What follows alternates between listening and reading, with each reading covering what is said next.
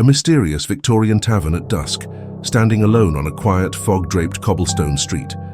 The building is 2 stories tall, with dark timber beams, weathered brick walls, and latticed windows softly glowing with flickering amber light. A brand new brass sign hangs above the crooked oak door, gleaming unnaturally in the fading light. Engraved on the sign is a majestic sycamore tree with sprawling branches, but the trunk is split by a jagged, unnatural crack, as if struck by something violent. Above, storm clouds churn slowly, casting shifting shadows across the facade. Ivy crawls up the stone walls like grasping fingers. A faint mist curls at the tavern's doorstep, seeping through the cracks in the old cobbles. An old gas lamp flickers beside the door, giving off a sickly yellow glow. The entire scene radiates a heavy, almost sentient silence, as if the tavern is holding its breath. In the distance, no other lights are visible. Inside a shadowy, old-fashioned Victorian tavern, lit by dim oil lamps and candlelight. The bar is made of worn mahogany wood, scarred by decades of use, with ornate carvings of vines and thorns along the edge. Behind the bar, shelves of dusty glass bottles shimmer faintly, some filled with oddly colored liquids that seem to swirl on their own. Cobwebs cling to the corners. At the center stands a pale, expressionless bartender, an unnaturally still man with sunken cheeks, slicked back, jet black hair and hollow eyes that never blink. His gaze is fixed directly ahead, cold and penetrating, as though he's looking through the viewer.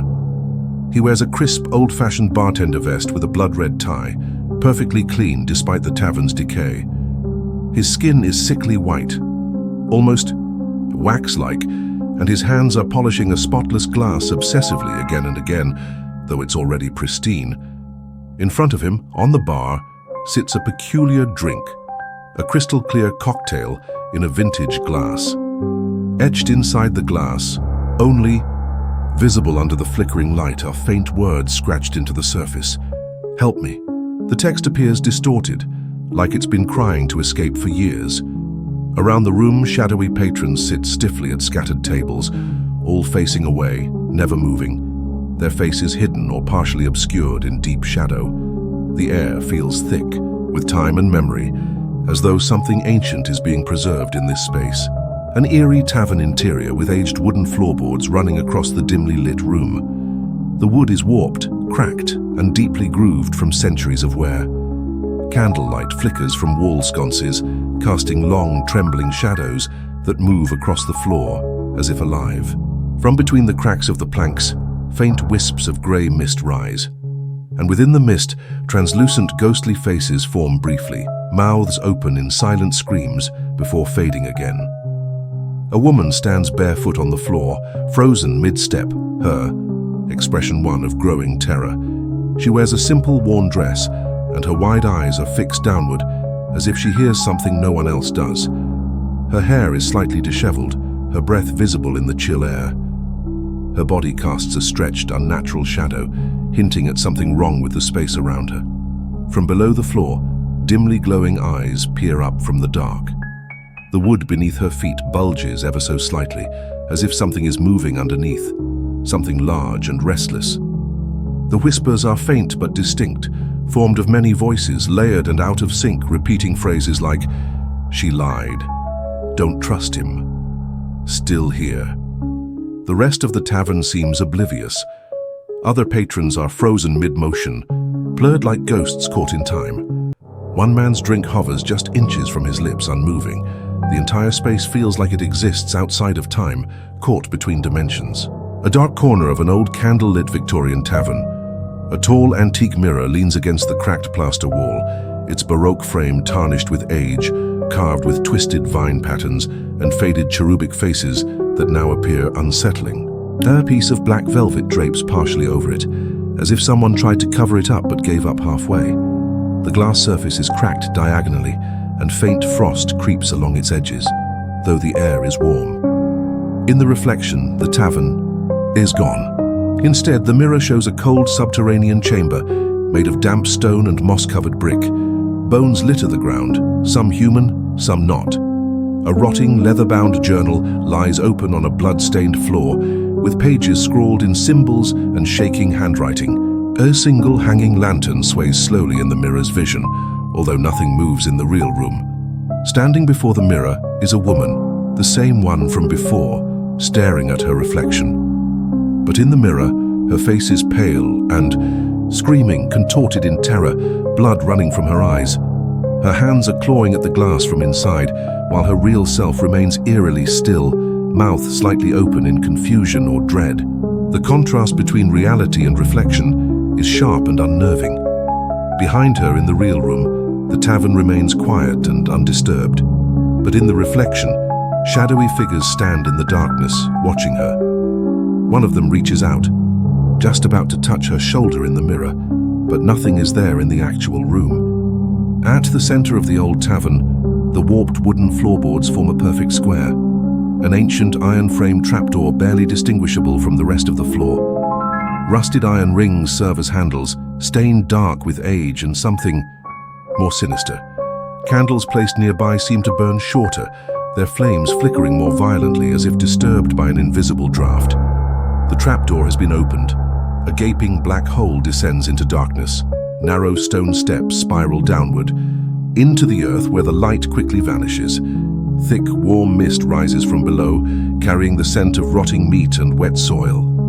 Along the inner walls of the trapdoor tunnel, faint carvings glow softly, jagged symbols, runes, and teeth-like markings, as if the walls themselves have mouths. Leaning over the edge, a man stares into the void. His face is twisted in fascination and fear, lit only by the candle he holds. From the abyss below, eyes are watching, dozens of them faintly glowing, shifting just behind the fog. Something shifts in the dark, the glint of enamel, a slick surface, the curve of something too large to belong in any cellar. Teeth, far too many teeth, embedded in a moving, fleshy mass that makes no sound. Yet, a single noise echoes from below. Come down, you already belong to us. All around the tavern, other patrons remain still, frozen as if entranced. The bartender is gone. The woman from before is now seated, eyes wide and unblinking, mouthing silent words. The tavern trembles subtly, as if breathing in rhythm with something beneath. Inside the tavern's main hall, time seems to have stopped. Patrons sit in faded velvet chairs at tables, covered with untouched drinks, moldy bread, and decaying meats. Yet no one moves. Each figure is unnaturally still, caught in the midst of gestures that should never be held so long. A hand mid-toast, a head half-turned, lips parted to speak. Their skin is pallid, waxy, some flaking like aged parchment. Eyes are wide, glassy, and dead, yet they seem aware. The room is bathed in a pale, grayish-green light that doesn't come from any visible source. Shadows fall in the wrong direction. A thick silence smothers everything, broken only by the faint creak of a ceiling beam or the clink of a glass shifting slightly, without any hand. In the back corner, a figure sits upright in a high-backed chair, cloaked and hooded, unmoving, its face entirely hidden. Its hands are skeletal, wrapped in rings and blackened veins, resting motionless atop the table. On the tavern walls, old portraits have begun to change. Faces now resemble the patrons in the room.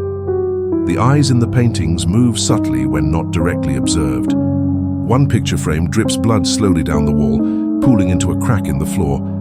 Above it all, the air carries a thick, sickly sweet scent, a mixture of perfume, decay, and spilled wine. Candles burn low, their flames thin and blue, barely, illuminating the heavy air. On a small sign behind the bar, barely visible through the gloom, words are scrawled in shaky black ink. No one ever really leaves. A long, impossibly narrow hallway stretches from the back of the tavern, a corridor no one remembers being there before. The walls are lined with decaying floral wallpaper, curling and stained, revealing black wood beneath. A flickering wall, sconce casts erratic light, making the shadows seem to twist and breathe. The floorboards creak with every step, though the air is still and heavy as if holding its breath. At the very end of the hallway, a single door stands closed. It's painted deep red, but much of the paint is scratched away by long, uneven claw marks. The brass doorknob is dark with oxidation and slightly warm to the touch. The number 0 is carved crudely into the wood, freshly etched, still damp. Something on the other side presses faintly against the door, causing it to bow inward as if straining to be released. The woman stands just feet away from the door, staring at it with wide, tear-filled eyes. Her candle has gone out, and she holds her breath, one hand stretched forward but frozen mid-motion. Her reflection in a cracked wall mirror beside her is wrong. Instead of mirroring her hesitation, the reflection is smiling, beckoning toward the door with both arms. The hallway feels longer now, infinite even. Behind her, the tavern is gone, replaced by blackness. A low hum begins to rise, vibrating through the walls, like something massive breathing just behind the plaster. Carved into the wall near the door, scrawled in deep gouges, are the words, "No turning back."